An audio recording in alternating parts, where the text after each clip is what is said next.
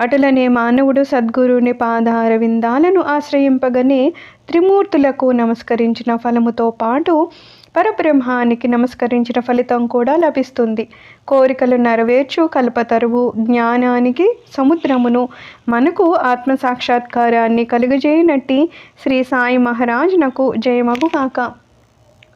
ఓ సాయి, నీ కథలందు శ్రద్ధను కలుగజేయము. చాతక పక్షి మేఘజలము త్రాగి ఎట్లు సంతసిస్తుందో అటులనే నీ కథలను చదువువారును వినువారును మిక్కిలి ప్రీతితో వానిని గ్రహింతురుగాక. నీ కథలు వినునప్పుడు వారికి వారి కుటుంబానికి సాత్విక భావాలు కలుగునుగాక. వారి శరీరాలు చెమరించుగాక. వారి నేత్రాలు కన్నీటిచే నిండుగాక. వారి ప్రాణాలు స్థిరపడుగాక. వారి మనస్సులు ఏకాగ్రమగుగాక. వారికి గగురుపాటు కలుగుగాక.